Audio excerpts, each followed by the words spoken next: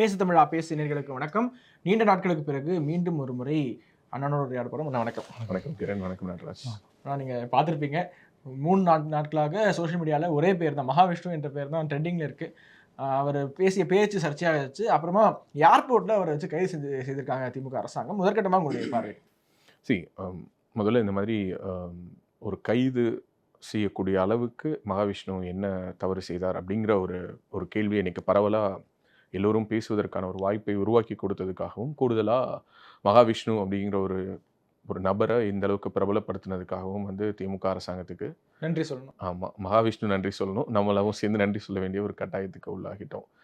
முதல்ல இந்த ஒட்டுமொத்த சர்ச்சையினுடைய தொடக்கமாக பார்க்கப்பட்ட விஷயம் அந்த ஸ்கூலில் அவர் பேசினது. இப்போ அது தொடர்ச்சியாக அவர் பேசின பழைய வீடியோக்கள், அதில் அவர் பேசின கருத்துக்கள்னு பல விஷயங்கள் எடுத்து பண்ணுறாங்க. திஸ் இஸ் ஒரு பேட்டர்ன்னு சொல்லலாம். எப்போதுமே இந்த மாதிரி யாராவது ஒருத்தங்க ஏதாவது ஒரு சர்ச்சையில் மாட்டினாங்கன்னா, அவங்க அதுக்கு முன்னாடி என்னென்னலாம் பேசினாங்க, அவங்க அதுக்கு முன்னாடி எந்தெந்த மேடைகளில் பேசினாங்க, இல்லை என்ன எழுதுனாங்க, இல்லை அவங்களுடைய பொருளாதார பின்புலம் என்ன, இது எல்லாத்தையும் தோன்றது. குறிப்பாக அது திராவிட சித்தாந்தத்துக்கு எதிரான ஒரு தரப்புல இருந்து அந்த ஒரு செயலை ஒருத்தங்க செய்துட்டாங்கன்னா, இன்னும் ரொம்ப டீப்பாக போய் அவங்க 3 ஜென்ரேஷன் வரைக்கும் தோண்டி எடுக்கிறது. தெரியுமா? ஆமாம், அப்படிங்கிறது it's a very usual thing. So அதனால் எனக்கு இதில் எதுவும் ஆச்சரியமா இல்லை.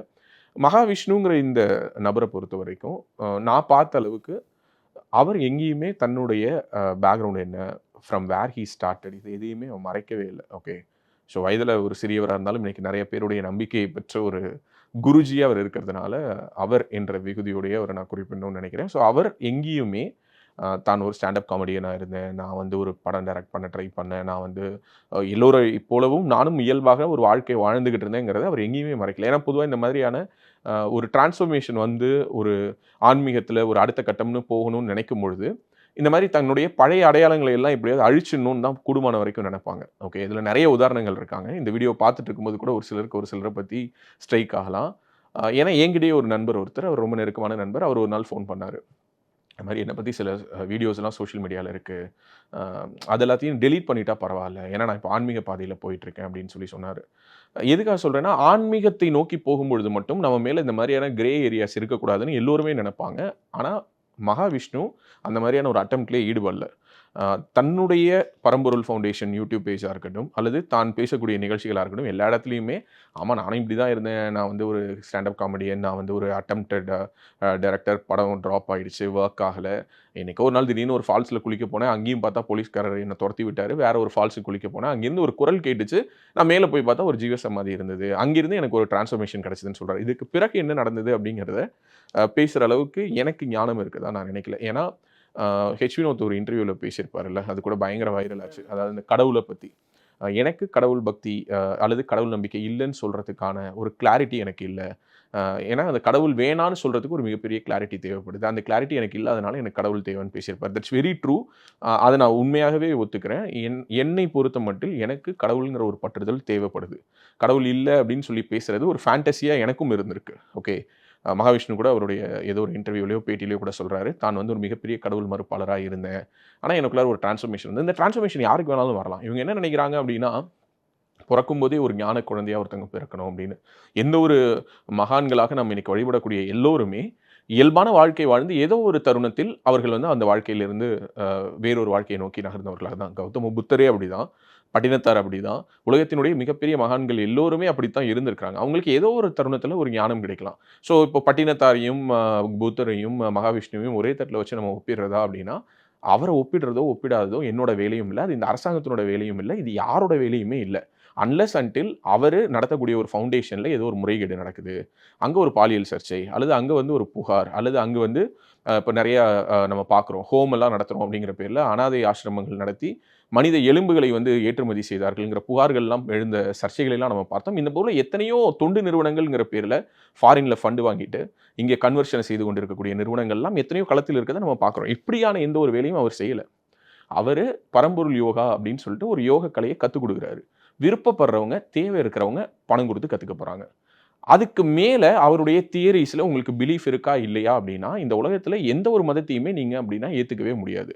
அறிவியலுக்கு எதிரானது அவர் பேசினது மூட நம்பிக்கை அப்படிங்கிறாங்க. மூட நம்பிக்கைங்கிறது இல்லை, நான் தான் சொல்கிறேன், மூட நம்பிக்கை பேச்சாளர் என்று குறிப்பிடுங்க, அவர் சொற்பொழிவாளர்னு கூப்பிடாதீங்க அப்படின்லாம் ஒரு சில பேர் சோஷியல் மீடியாவில் எழுதுனதை நான் பார்த்தேன். மூட நம்பிக்கைனா என்ன? என்னுடைய நம்பிக்கை உனக்கு மூட நம்பிக்கையா தெரியலாம், ஓ நம்பிக்கை எனக்கு மூட நம்பிக்கையா இருக்கலாம். அறிவியலுக்கு ஒவ்வாத விஷயங்கள் எல்லாமே மூட நம்பிக்கைனா இங்க அறிவியலுக்கு அப்பாற்பட்டு எவ்வளவோ இருக்கு. அறிவியலால இதை பத்தி நீங்க சொன்னீங்க. முன்னணி செய்தி ஊடகங்களே மூட நம்பிக்கை பேச்சாளர் மகாவிஷ்ணு தான் ஏன் அந்த டூல் கிட் வந்து எப்போதுமே ஆக்டிவேட் ஆகுது, இல்ல ஏன் வந்து இங்க இருக்கக்கூடிய ஊடகங்கள் வந்து இப்படி செயல்படுறாங்க அப்படின்னா, இந்த ஊடகங்கள் திமுக என்ன சொல்றாங்களோ அல்லது திமுகவோட வாழை பிடிச்சிட்டு போறது தான் இவங்களுக்கு எப்போதுமே பிடித்தமான ஒரு விஷயம். அதுக்கு நான் பல உதாரணங்கள் சொல்லலாம். பட் இருந்தாலும் ஒரு எல்லோருக்கும் கனெக்ட் ஆகக்கூடிய ஒரு விஷயத்த சொல்றேன். இந்த முறை திமுக அரசு பதவியேற்ற பிறகுதான் திமுக அரசு வந்து மத்திய அரசு வந்து ஒன்றிய அரசுன்னு சொல்றாங்க.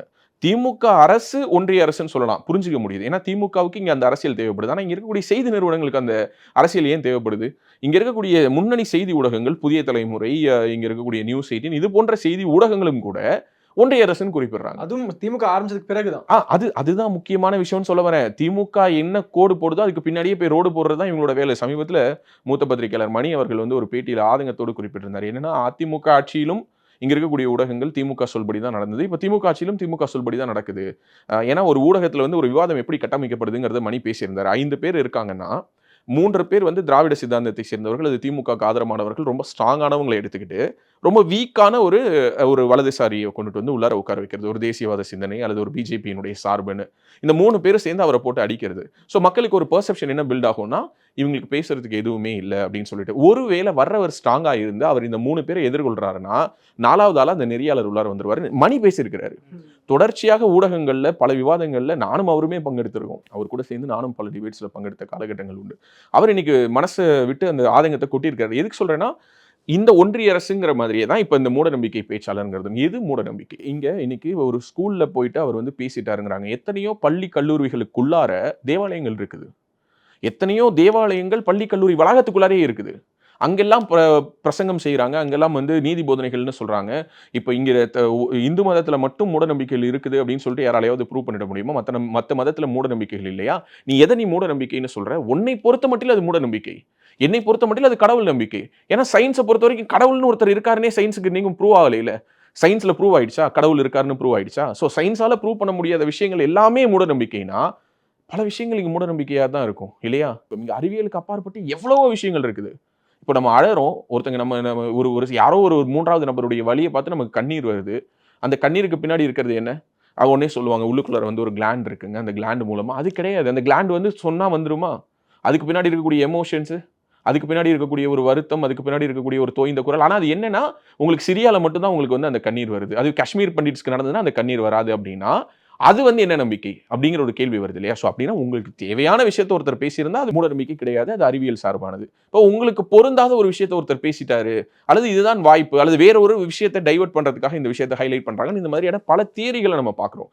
அந்த மகாவிஷ்ணுங்கிற நபர் அந்த பள்ளிக்கு இன்வைட்டின் அடிப்படையில போறாரு. அது மட்டும் இல்ல, அந்த ஸ்கூலுக்கு அவர் ₹1,00,000 டொனேஷன் குடுத்திருக்காரு. பொதுவா இந்த மாதிரியான பேச்சாளர்களை அழைத்து பேச வைக்கும்போது, ஸ்கூல்ஸ் அவங்களுக்கு பணம் குடுப்பாங்க. காலேஜஸ் பணம் குடுப்பாங்க. இல்லையா? கல்வி நிலையங்கள் பல தனியார் கல்வி நிறுவனங்கள் வந்து பணம் கொடுத்து பேச்சாளர்களை கூப்பிட்டு பேச வைக்கிறாங்க.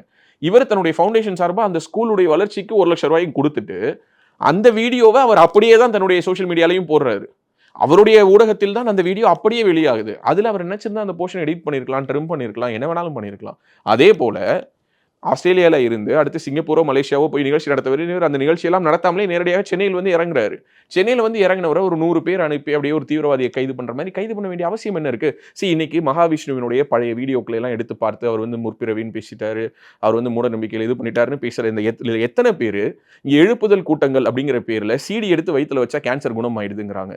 ஒரு சிடி எடுத்து கையில கொடுத்தா அப்படியே ஷாக் அடிக்கிற மாதிரி குதிக்கிறாங்க. இதெல்லாம் மூட நம்பிக்கைன்னு எவனாவது பேசியிருப்பானா? எந்த ஊடகமாவது எடுத்து விவாதம் நடத்தியிருப்பானா? அப்போ அதெல்லாம் என்ன நம்பிக்கை?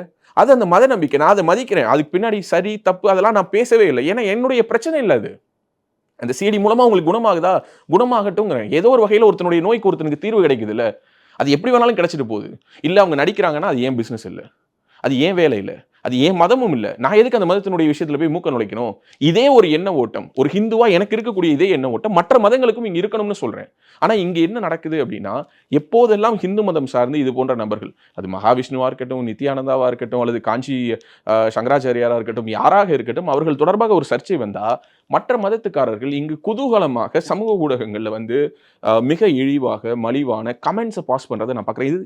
இது வந்து எந்த மதத்தை சேர்ந்தவர்கள் இன்னொரு மதத்தை தூற்றினாலும் இது தடுக்கப்பட வேண்டும்னு நான் சொல்றேன். நான் வந்து ரொம்ப வெளிப்படையாவே சொல்றேன். மற்ற மதங்களுக்கெல்லாம் இல்லாத ஒரு சகிப்புத்தன்மை என் மதத்துல இருக்கு. மற்ற மதத்துல எல்லாம் நீ கடவுள் இல்லை அப்படின்னு சொல்லவே முடியாது. அப்படி சொன்னா அந்த மதத்துக்குள்ளார உனக்கு இடமே கிடையாது. ஆனா நீங்க கடவுள் இல்லைன்னு சொல்லலாம். கடவுள் தேவைப்படும் போது கூப்பிட்டுக்கலாம். கடவுளை நீ ஃப்ரெண்டா பார்க்கலாம். கடவுளை நீ வந்து பிரதரா பார்க்கலாம். கடவுளை நீ கைடா பார்க்கலாம். கடவுள் கூட நீ உரையாடலாம். கடவுளோட தோல்ல நீ கை போட்டு பேசலாம். அந்த அளவுக்கான ஒரு ஒரு வாய்ப்பை உருவாக்கி கொடுத்திருக்கக்கூடிய மதம் என்னுடைய ஹிந்து மதம், என்னுடைய சனாதன தர்மம். இதை நீ எப்படி நீ வந்து ஒரு நபரை வச்சு நீ காட்ச் பண்ற? அவர் வந்து அடுத்த நித்யானந்தாவா, அவர் வந்து அடுத்த ஜக்கி வாசுதேவ். உன் பிரச்சனை என்ன? உன் பாக்கெட்ல இருந்து அவன் பணத்தை திருடல. உன்கிட்ட வந்து அவன் எதுவும் கேட்கல. உன் கையை பிடிச்சு இழுத்துட்டு போய் நான் சொல்றது நீ கேட்டே ஆகணும்னு சொல்லி கட்டாயப்படுத்தல. விருப்பப்படுபவர்கள் அவரை பயன்படுத்திக் கொள்கிறார்கள். இன்றைக்கு உலகம் இருக்கக்கூடிய சூழலில் நான் மறுபடியும் சொல்றேன், நிறைய பேர் வந்து அவருடைய காலை போய் தொட்டு கும்பிடுறாங்க. இவங்களுக்கெல்லாம் மக்களுக்கு அறிவு இல்லையா, பைத்தியம் ஆயிட்டாங்களா, அதுவே இதுவேங்கிறாங்க. இவங்களுக்குலாம் வெக்கம் இல்லை. என் துர்கா ஸ்டாலின் காலில் போயிட்டு வரிசையே எல்லா அமைச்சர்களும் விழுந்து எந்திரிக்கிறாங்களே, அப்ப தெரியல அவங்களுக்கு இந்த சுயமரியாதை எல்லாம். தன்னுடைய தேவைக்காக யாருடைய காலிலோ விழுந்து எழுவதை பாராட்டக்கூடிய ஒரு பெரும் கூட்டம் தான். இன்னொரு பக்கம் ஏதோ ஒரு வகையில அவனுக்கு இருக்கக்கூடிய ஒரு பெயினுக்கோ, அவனுக்கு இருக்கக்கூடிய ஒரு குழப்பத்துக்கோ, அவனுக்கு இருக்கக்கூடிய ஸ்ட்ரெஸ்ஸுக்கோ ஒருத்தர் ரிலீஃப் கொடுக்குறான். அப்போ அவங்க வந்து வர்ஷிப் பண்றாங்க. அந்த வர்ஷிப் பண்றது சரியா தப்பா, அவர் உண்மையா பொய்யா, இதெல்லாம் உன் வேலை கிடையாது. நீ என்ன ISI தர சான்றிதழ் முத்திரை கொடுக்குற நிறுவனம் வச்சு நடத்துறியா?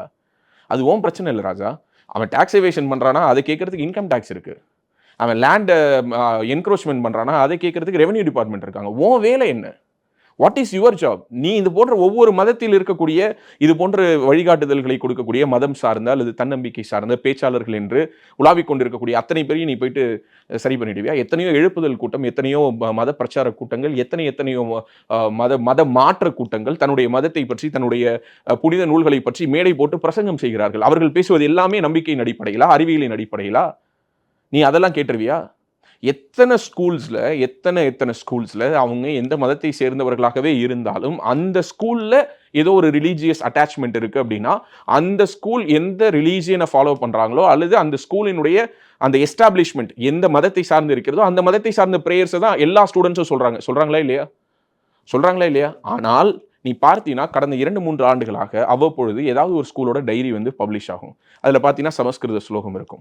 எப்படி இந்த பள்ளிக்கூடத்தில் சமஸ்கிருத ஸ்லோகம் சொல்லி தருகிறார்கள்? எத்தனையோ வருஷம் நான் பண்ணியிருக்கேன். ஏன்னா நான் படித்தது கான்வென்ட்ல படித்தேன். அதுக்கு என்ன பண்ண முடியும்? அது வெறுப்புணர்ச்சியின் அடிப்படையில் நான் இன்று பேசவில்லை. நான் ஆதங்கத்தின் அடிப்படையில் பேசுகிறேன். இன்னைக்கும் பண்ணிக்கிட்டு தான் இருக்காங்க.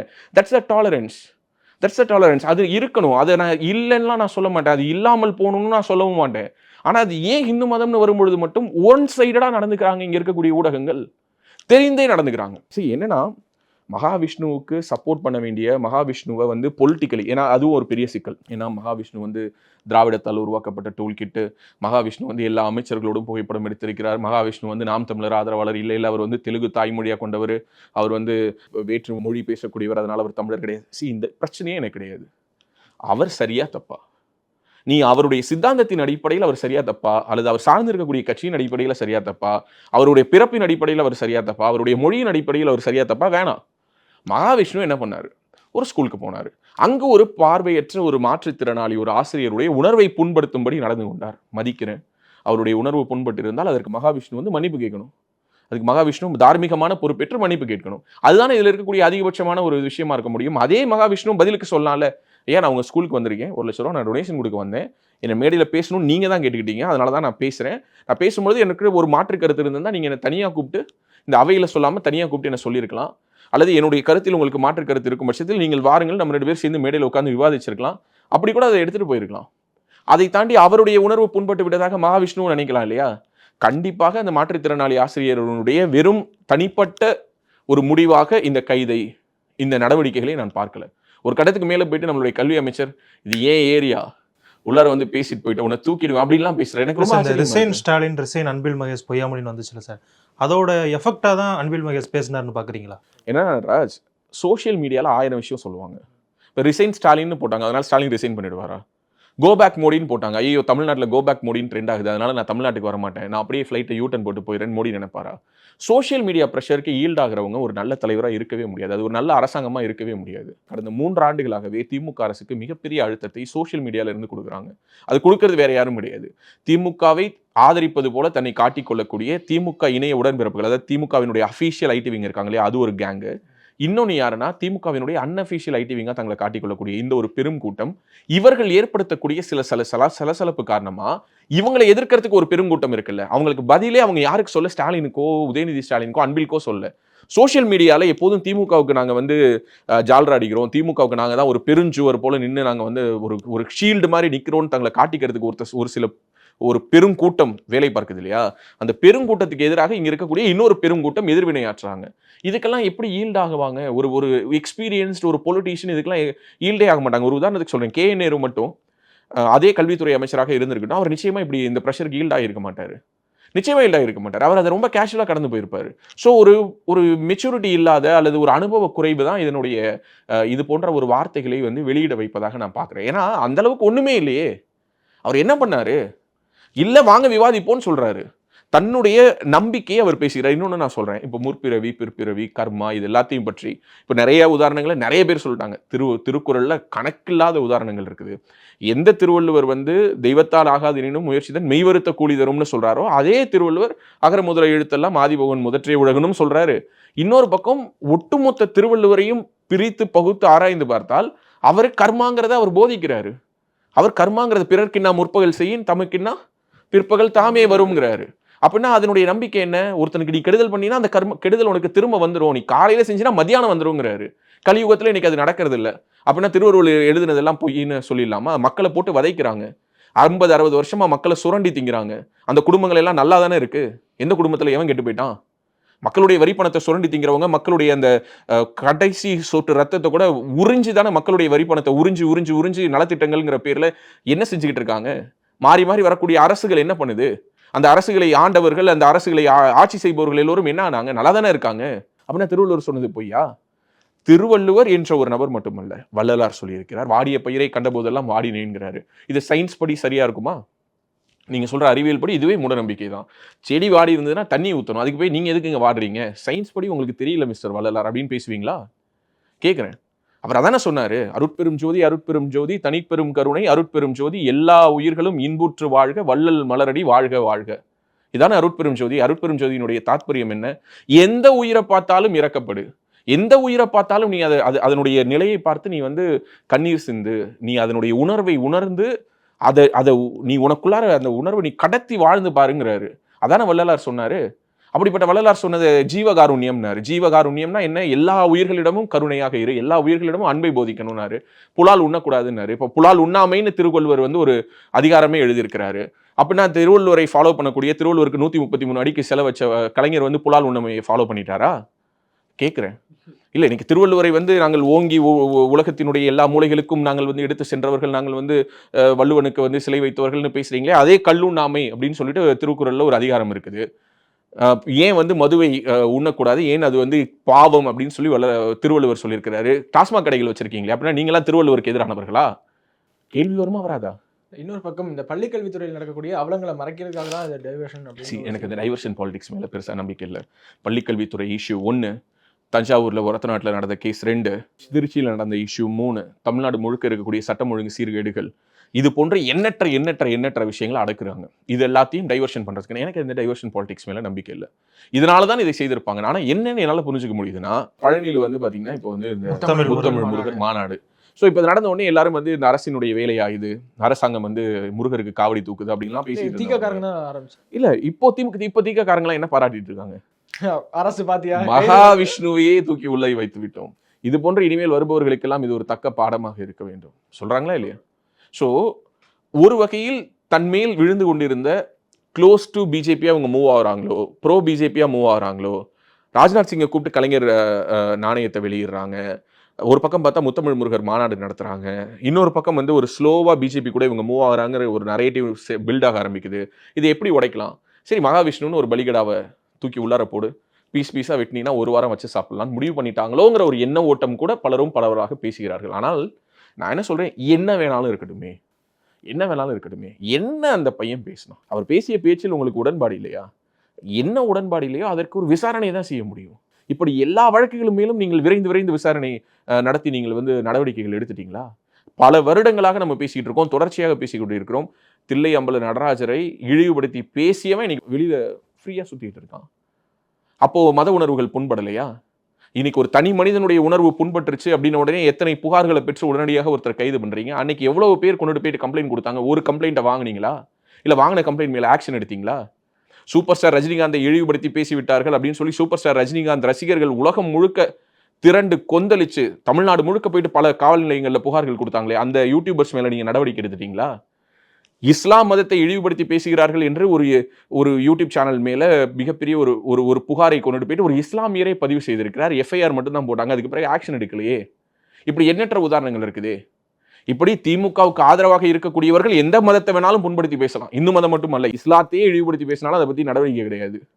ஆனா ஒரு நியூட்ரலான ஒருத்தர் ஏதோ ஒரு இடத்துல ஒரு விஷயம் பேசி, ஆனா எல்லோருக்கும் பொதுவான ஒரு நபர் அல்லது அவர் கொண்டிருக்கக்கூடிய நம்பிக்கையின் அடிப்படையில் மகாவிஷ்ணு பார்த்தீங்கன்னா பல இடங்களில் தன்னை ஹிந்துன்னு சொல்றாரு, ஹிந்து யூனிட்டி இல்லைன்னு பேசுறாரு, முற்பிறவி பிற்பிறவி முற்பிறவி பத்தி பேசுறாரு, கர்மா பத்தி பேசுறாரு, தன்னுடைய நம்பிக்கைகளை பேசுறாரு. அவர் திணிக்கல, யாருக்கிட்டே அது கொண்டு வந்து திணிச்சாதான் இங்க பிரச்சனை. இன்னைக்கு மகாவிஷ்ணுங்கிற ஒரு பர்சனை நீங்க என்ன பண்ணியிருக்கீங்க? நாராயணன் திருப்பதி எழுதுனது போல அவர் ஒரு ட்வீட் போட்டிருந்தாரு, பூனையை புலியாக்கிட்டீங்க. தமிழ்நாட்டில் எவ்வளோ பேருக்கு மகாவிஷ்ணு தெரியும்? எத்தனை பேருக்கு பரம்பொருள் ஃபவுண்டேஷன் தெரியும்? இன்னைக்கு நான் சவாலாகவே விடுகிறேன், நேரடியாக நம்மளுடைய அன்பில் மகேஷ் பொய்யாமொழி கல்வித்துறை அமைச்சர் அவருடைய ஃபோன் எடுத்து ஷார்ட்ஸை வந்து ஃபீடை ஸ்க்ரால் பண்ணட்டும். எவ்ரி 3 ஷார்ட்ஸ்க்கு ஒரு ஷார்ட்ஸ் யாருடைய ஷார்ட்ஸ் தான் பாப்பப் ஆகுது? மகாவிஷ்ணுடைய பரம்பொருள் ஃபவுண்டேஷன் ஷார்ட்ஸ் தான் ஓப்பன் அப் ஆகுது. நீங்கள் சாதாரணமாக இருந்த ஒரு நபரை இன்று உலக பிரபலமாக்கி விட்டீர்கள். அடுத்து அவரை இன்னும் எந்த ஒரு உயரத்துக்கு நீங்க எடுத்துட்டு போறீங்க அப்படிங்கிறத நான் வெயிட் பண்ணி பார்க்கணும்னு நினைக்கிறேன். ஏன்னா ஹிந்துக்கள் எல்லோரும் இன்னைக்கு என்ன பேசுறாங்கன்னா, ஐயோ நமக்கு கிடைச்சிட்டான் அடுத்த தலைவன் அப்படின்னு பேசுறாங்க.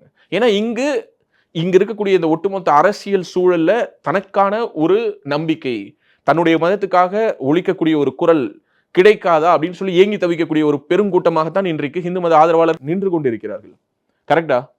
ஸோ அப்படி இருக்கும் பொழுது அவங்களுக்கு ஒரு இப்படியான ஒரு குரலை வந்து அவங்க எப்படி பார்க்குறாங்கன்னா பாசிட்டிவா பார்க்குறாங்க. அவங்க எல்லாரும் கொண்டாடுறாங்க. இன்னொரு பக்கம் அதே ஹிந்து மத ஆதரவாளர்களுக்குள்ளாரே ஒரு கூட்டம் வந்து இல்ல அவர் வந்து திராவிடம் சார்ந்தவர், அவர் வந்து திமுக அமைச்சர்களுக்கு நெருக்கமானவர்.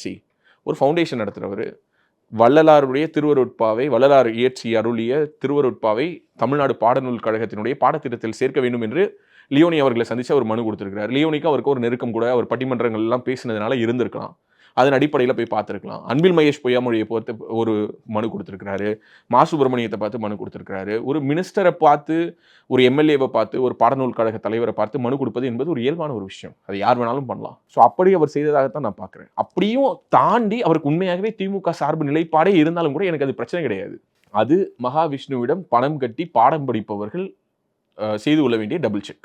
ஓகே, அதுவுமே என்னை பொறுத்த வரைக்கும் அவசியம் இல்லை. இப்போ ஒரு உதாரணத்துக்கு part of living Shri Ravishankar கிட்ட ஒரு கோர்ஸ் படிக்கணும் அப்படின்னா, need not to be Shri Ravishankar அவர்கள் யார் எந்த அரசியல் கட்சியை ஆதரிக்கிறாரோ அந்த அரசியல் கட்சியை சார்ந்தவங்க தான் போகணும்னு அவசியம் இல்லை, இல்லையா? இப்போ சத்குரு கிட்ட போயிட்டு நீங்க வந்து ஈஷால ஒரு யோகா எடுத்துக்கணும்னா, it never mean that Sadhguru யாரை பொலிட்டிக்கலி ஆதரிக்கிறாரோ அந்த ஆதரவாளராக நீங்க இருக்கணுங்கிற அவசியம் கிடையாது. இப்போ மேல்மருவத்தூர் போறாங்க, மேல்மருவத்தூருக்கு எல்லா கட்சிக்காரங்களும் போறாங்க. ஆனால் மேல்மருவத்தூர் ஆதிபராசக்தி பீடத்தில் இருக்கக்கூடிய இப்போது இருக்கக்கூடிய சின்னம்மா இருக்கட்டும், அவங்க 2 அவருடைய மேல்மருவத்தூர் பங்காரடிகளாருடைய மகன்கள் இப்போ 2 பேர் இருக்காங்க இல்லையா, அவங்க 2 பேரும் எந்த கட்சி ஆதரிக்கிறாங்கிறது பிரச்சனை கிடையாது. ஒரு இன்ஸ்டிடியூஷன் அப்படி தான் ஆப்ரேட் ஆகும். ஸோ அப்போ மகாவிஷ்ணு யாரை ஆதரிக்கிறார், யாருடன் அவர் போட்டோ எடுத்திருக்கிறார், அவர் தெலுங்கு பேசுறவரா தமிழ் பேசுறவரா, அதெல்லாம் என் பிரச்சனை இல்லை. ஹிந்து மதத்தை பற்றி பேசுகிறார், ஹிந்துவாக தன்னை அடையாளப்படுத்திக் கொள்கிறார். மக்களுக்கு நான் ஏற்கனவே சொன்ன மாதிரி இன்னைக்கு இருக்கக்கூடிய ஸ்ட்ரெஸ் லெவல் ரொம்ப அதிகமாக இருக்குது. அவனுக்கு பல பிரச்சனைகள் இருக்குது. இன்னைக்கு வந்து ஒரு குடும்பம் அப்படிங்கிற ஒரு ஒட்டுமொத்த சிஸ்டம், இங்கே இருந்த அந்த ஒரு கூட்டு குடும்பம்ங்கிற ஒரு சிஸ்டம் உடஞ்சி நியூக்ளியர் ஃபேமிலி சிஸ்டத்தை நோக்கி நகர்ந்து பல ஸ்ட்ரெஸ்ஸில் அவன் உழண்டுகிட்டு இருக்கான். சரியான சாப்பாடு இல்லை, சரியான தூக்கம் இல்லை, சரியான தண்ணீர் கிடைக்க மாட்டேங்குது, மாசு காற்றை அவன் சுவாசிக்கிறான். இவ்வளோ பிரச்சனைகளுக்கு நடுவில் வாழக்கூடியவனுக்கு பல பிரச்சனைகள் வருது, உடல் ரீதியாகவும் மன ரீதியாகவும். உடல் ரீதியாக மன ரீதியாக தனக்கு ஏற்படக்கூடிய பிரச்சனையை பலரும் பலவிதமாக டீல் பண்றாங்க. இப்போ ஒரு கட்டத்துக்கு மேலே இது எப்படி ஆயிடுச்சுன்னா, மகாவிஷ்ணு போன்று வகுப்பு நடத்துபவர்களை எல்லாம் தடை செய்ய வேண்டும். நீ எப்படி தடை செய்வ? யோகாவை தடை செஞ்சிருவியா? இல்லை தியானத்தை தடை செஞ்சிருவியா? இல்லை என்னன்னு என்னால் அண்டர்ஸ்டாண்டே பண்ண முடியல. இதுக்கு முன்னாடி இப்படியெல்லாம் நீங்கள் எல்லோரும் சேர்ந்து கொந்தளிச்சு குரல் எழுப்பி பேசியிருக்கீங்களா? நான் ஏற்கனவே சொன்னது போல என் பிரச்சனை இல்லைனாலும் நான் சொல்கிறேன், ஒரு சீடி எடுத்து வயிற்றுல வச்சா எப்படிங்க கேன்சர் குணமாகும்? ஒரு சீடி எடுத்து தலையில் வச்சு அவங்க புத்தி பிறழ்வுலேருந்து மீண்டு வந்துடுறாங்கலாம் நடந்துகிட்டு இருந்துச்சு. அப்போல்லாம் நீங்கள் என்ன பண்ணீங்க? தேடி பிடிச்ச அந்த எழுப்புதல் கூட்டங்களில், அந்த பிரார்த்தனை கூட்டங்கள் உள்ளாரெல்லாம் புகுந்து அதை நடத்தினவங்க எல்லாரையும் கைது செஞ்சீங்களா? மூட நம்பிக்கைக்கு எதிரானதுன்னு கைது செஞ்சீங்களா? சரி, ஓகே. இல்லை, அதெல்லாம் வந்து தனிப்பட்ட மத பிரச்சார இடத்துல நடந்தது. இது ஸ்கூலுக்குள்ளார தான் நடந்தது. அதனால தான் நாங்கள் எல்லாரும் கொந்தளிக்கிறோம்னு சொல்றியா? இப்போ வா பாயிண்ட்டுக்கு. எந்த பள்ளிக்கூடத்தில் இங்கு மத பிரச்சாரம் நடக்கவில்லை? எல்லா பள்ளிக்கூடங்களிலும் கூடுமானவரை எங்கெங்கெல்லாம் நான் சொன்னது போல அது அந்த இன்ஸ்டிடியூஷனை ரன் பண்ணக்கூடிய அந்த எஸ்டாப்ளிஷ்மெண்ட்டை உருவாக்குனவங்களுடைய மத நம்பிக்கையை பொறுத்து. பல ஸ்கூல்ஸ் காலேஜஸ்குள்ளார கோவில் இருக்கு, பல ஸ்கூல்ஸ் காலேஜஸ்குள்ளார தேவாலயங்கள் இருக்கு. எனக்கு தெரிஞ்ச மாஸ்க் நான் பெருசாக பார்த்ததில்ல, அதனால நான் அதை குற்றச்சாட்டாக வைக்க விரும்பலை. பட் சர்ச்சஸை நம்ம பார்க்குறோமா இல்லையா? இருக்கா இல்லையா? ஸ்கூல் வாசல்ல சர்ச் இருக்கு, ஸ்கூல் கேம்பஸ்குள்ளாரே சர்ச் இருக்கு. பல ஸ்கூல்ஸ்ல அந்த ஸ்கூலினுடைய கரஸ்பாண்டன்ட் பிரின்சிபலா உட்கார்ந்து இருக்கிறவங்களே அங்கேயோடு தான் இருக்கிறார்கள். இல்லைன்னு உங்களால் மறுக்க முடியுமா? நீங்க தானே சொல்றீங்க கிறிஸ்டியன் இன்ஸ்டிடியூஷன்ஸ் இங்க வந்து தான் கல்வி கொடுத்தார்கள், மருத்துவம் கொடுத்தார்கள். ஏன் மருத்துவமனைக்குள்ளார இருக்கே? மருத்துவமனைக்குள்ளார தேவாலயம் இருக்கு, மருத்துவமனைக்குள்ளார கோவில் இருக்கு. சில இடங்கள்ல மருத்துவமனைக்குள்ளார மசூதிகள், பள்ளிவாசல்களையும் தொழுகை நடத்தக்கூடிய இடங்களையும் குறைந்தபட்சமாக நம்ம பார்ப்பது இப்போது ஒரு வழக்கமாக மாறி வருகிறது. அப்போ நீ மதம் சார்ந்த ஒரு பிரச்சாரத்தை அவர் செய்து விட்டார்னு நீங்க எடுத்துக்கிட்டீங்கன்னா, அங்க வந்து அவர் வந்து நீங்க வந்து எல்லோரும் ஈஸ்வரனை கும்பிடுங்கள், எல்லோரும் வந்து முருகனுக்கு காவடி தூக்குங்கள் அப்படின்னு அவர் பேசியிருந்தாருன்னா பரவாயில்ல. He speaking about a theory which is believed for thousands of years. பல ஆயிரம் வருடங்களாக நாம் இங்கு ஒரு விஷயத்தை சொல்லிக் கொண்டேதான் இருக்கிறோம். இங்கே பேர் வினை விதைத்தவன் வினை அறுப்பான், திணை விதைத்தவன் திணை அறுப்பான், நல்லதை செய்ய. சின்ன குழந்தைக்கு சொல்லும் பொழுது என்ன சொல்லுவோம்? அடுத்தவங்களோட பொருளை எடுக்கக்கூடாது, எடுத்தினா உம்மாச்சி கண்ணை குத்திடும். எதுக்கு சொல்றாங்க? நைட்டு வந்து குழந்தையோட கண்ணை குத்தும் அப்படின்னு இல்லை. கடவுள் அப்படிங்கிறது இங்கு ஒரு பயமாக விதைக்கப்படுது. உன்னை மீறி நீ செய்யற நல்லது கெட்டதை யாரோ ஒருத்தன் வாட்ச் பண்ணிட்டு இருக்கான், someone is watching you அப்படின்னு சொல்றது இங்க ஒரு கட்டுப்பாட்டுக்குள்ளார, ஒரு சிஸ்டம்குள்ளார ஒரு குழந்தை தன்னை அடாப்ட் பண்ணிக்கிறதுக்கான ஒரு முதல் பவுண்டரியை வரைஞ்சு காட்டுறோம். அந்த பவுண்டரிக்கு பேர் கடவுள்னா கடவுள்னு இருந்துட்டு போகுது. உன் பிரச்சனை என்ன? உனக்கு தான் கடவுள் நம்பிக்கை இல்லை, உன் பிரச்சனை என்ன? கவர்மெண்ட் ஸ்கூலுக்குள்ளார வந்து பேசுறேன்னா கவர்மெண்ட் ஸ்கூலுக்குள்ளார வந்து என்ன பேசினா? கவர்மெண்ட் ஸ்கூலுக்குள்ளார வந்து இந்து மதம் உயர்வானது, கிறிஸ்தவ மதம் தாழ்வானது, இஸ்லாம் மதம் தாழ்வானதுன்னு பேசியிருந்தான்னா அடுத்த செகண்டே நீ தூக்கி உள்ளார வை ராஜா, உனக்கு எல்லா விதமான உரிமைகளும் இருக்குன்னு சொல்லலாம். He didn't speak about that.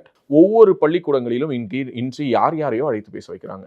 பட்டிமன்ற பேச்சாளர்கள், ஸ்டாண்டப் காமெடியன், நியானாவுக்கு போயிட்டு வந்தவங்க, குக்கு வித்து கோமாளியில் வந்தவங்க, இன்ஸ்டா இன்ஃப்ளூயன்சர்ஸ், ரீல்ஸில் பிரபலமானவங்க, டான்ஸ் ஆடி பிரபலமானவங்க, கிளீவேஜை காட்டி பிரபலமானவங்க, எல்லோரும் இன்னைக்கு இன்ஃப்ளூயன்சர்ஸ், எல்லோரும் இன்னைக்கு செலிபிரிட்டி ஸ்பீக்கர்ஸ். கரெக்டா? ஆமாவா இல்லையா? இன்னைக்கு மதுரை புத்தக திருவிழாவில் நகைச்சுவை பேச்சாளர் ராமர் இல்லையா, அவருடைய பேரை வந்து எடுத்துட்டாங்க. நான் எடுத்தது தப்புன்னு நான் சொல்றேன். ஏன்னா புத்தக திருவிழாவில் பேசுவதற்கென்று வெறும் எழுத்தாளர்களுக்கு மட்டும்தான் தகுதி இருக்கா என்ன? ஏன் ராமர் பேசக்கூடாதா? எகைன் சோஷியல் மீடியாவுக்கு எப்படி இந்த கவர்மெண்ட் ஈல்ட் ஆகுதுங்கிறதுக்கு என்னன்னா எல்லா இடங்களிலும். அடுத்தது பாருங்க, மதுரையில் 7:30 கூட்டி விட்டார்கள். விஜய் டிவி போல் ராமருக்கு புத்தக திருவிழாவில் பேசுவதற்கு என்ன தெரியும்? நீ அப்படின்னா நீ எவ்வளவு சிறுமைப்படுத்துற?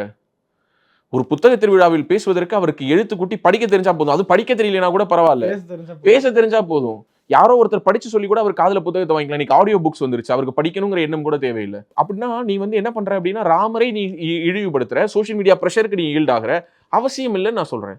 என் புத்தக திருவிழாவில் மனுஷபுத்திரன் மட்டும் தான் பேசணுமா? புத்தக திருவிழாவில் வந்து ஜெயமோகனும் சாருணி வேதாவும் தான் பேசணுமா? இவங்க எல்லோரையும் விட மக்களுடைய பல்ஸை நேரடியாக உணர்ந்தவராக ராமர் இருக்கிறார். ஏன்னா டெய்லி அவன் ஷோ பண்றாரு. அவருடைய ஷோவை டெலிவிஷன்ஸ்ல மட்டும் பண்ணல, அவர் நேரடியாக மக்களை பார்த்து ஒரு பெரிய கோவில் திருவிழாவில் போய் நின்று பர்ஃபார்ம் பண்றாரு. தூரத்தில் இருக்கிறவன் சிரிக்கிறானா இல்லை அவன் வந்து உருன்னு உட்கார்ந்துருக்கானா, அவன் வந்து கை தட்டுறானா கை தட்டலையாங்கிறத வச்சு அடுத்த கண்டென்ட் என்னங்கிறது மாற்றி பேசணுங்கிற அளவுக்கு திறமை கொண்டவர் ராமர் என்னை பொறுத்தவரை. மனுஷபுத்திரன் எழுத்தாளர், ராமர் வேறொன்று. இரண்டு பேரையும் ஏன் கம்பேர் பண்ற? இது மனுஷபுத்திரனையும் சிறுமைப்படுத்துறது, ராமரையும் சிறுமைப்படுத்துறது. ஆனால் ஒன்னே கம்பேரிசன்ஸ். என்னன்னா யார் பேச வேண்டும் என்று ஒரு கணக்கு இல்லையா? என்ன கணக்கு இருக்கு? அப்படின்னா இனிமேல் நீங்க புத்தக கண்காட்சி நடத்தும் போது வாசல்லே போட்டுருங்க, புத்தகங்களை வாங்குவதற்கென்றும் ஒரு தகுதி இருக்குதுன்னு போட்டு எவ்வளவு பேர் வராங்கன்னு பார்ப்போமா? புத்தகத்தை வாங்குவதற்கு நீங்கள் புத்தகத்தை நீங்கள் நேசித்தவராக, படித்தவராக, எழுத்தாளர்களை பின்தொடர்பவர்களாக 10% புக்கு கூட விற்காது. இங்க புத்தகம் வாங்குபவர்கள் பலருமே புத்தகம் படிக்காதவர்கள் தான். புத்தக கண்காட்சிக்கு போயிட்டு புத்தகம் வாங்குறத தன்னுடைய வாழ்நாள் கடமையாக நினைச்சு இன்னும் பிரிண்ட் பப்ளிகேஷன்ஸுங்கிறது இருக்கு, இவெல்லாம் இழுத்து மூடிடக்கூடாதுங்கிறதுக்காக புக் வாங்குற ஒரு பெரும் கூட்டத்தை நீ அசிங்கப்படுத்துற. புத்தக கண்காட்சியில டெல்லி அப்பளம் திங்கிறதுக்காகவே எவ்வளவு பெரிய கூட்டம் வரும் தெரியுமா? புத்தக கண்காட்சியில் உள்ளார இருக்க ஸ்டாலில் கூடுற கூட்டத்தை விட வெளியில் இருக்க ஃபுட் ஸ்டாலில் கூடுற கூட்டம் அதிகம். ஏன் ஃபுட் ஸ்டால் போடுற? நீ நடத்துறது புக் ஃபேர் தானே, உனக்கு தெரியும்ல புக் வாங்குறதுக்கு தான் வராங்கன்னு. அறிவு பசி இருக்கிறவனுக்கு வயிற்று பசி இருக்கும்னு தெரிஞ்ச உனக்கு எழுத்தாளருக்கு மட்டும் பேசுற திறமை இல்லை, அது விஜய் டிவி ராமருக்கும் இருக்குங்கிறது ஏன் தெரியல? அந்த அறிவு உனக்கு எங்க போச்சு? அப்போ எகே நீ சோஷியல் மீடியா ப்ரெஷருக்கு ஈல்ட் ஆகிற. மறுபடியும் என்ன பண்றாங்க? அந்த நிர்வாகம் உடனடியாக கூடி பேசி, ஐயோ அரசுக்காக மறுபடியும் கெட்ட பேரு, இப்போதான் மகாவிஷ்ணுவை வந்து நம்ம சரி பண்ணியிருக்கோம், அதுக்குள்ளாமே ராமரை போய் யார் கூப்பிட்டது, போடு தூக்கு ராமர் பேரை மாற. காரணமே சொல்லலை அப்படிங்கிறாங்க. காரணம் சொன்னாலுமே தப்பு தானே கிரண்? காரணம் சொன்னாலுமே ராமருங்கிற பேரு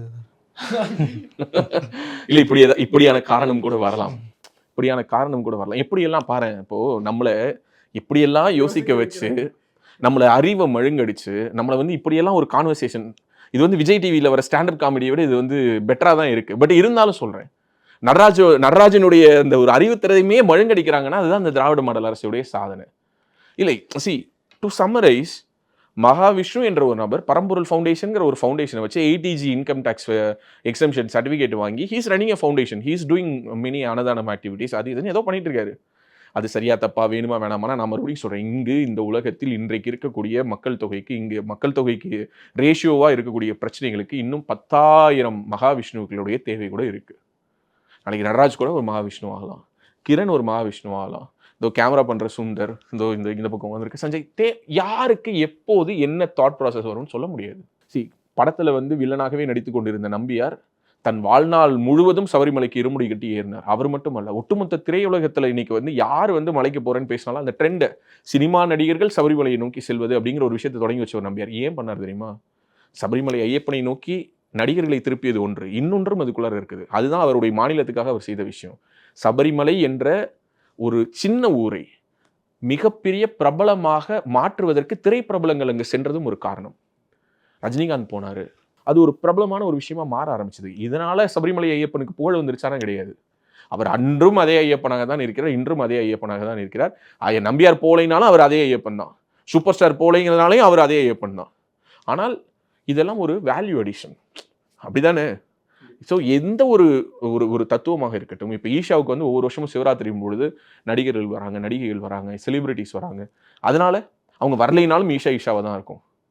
1,00,000 பேர் புத்தாண்டு அன்னைக்கு வாக்கிங் க்ரௌட், 1,00,000. அவர்கள் யாரும் செலிபிரிட்டிஸ் கிடையாது.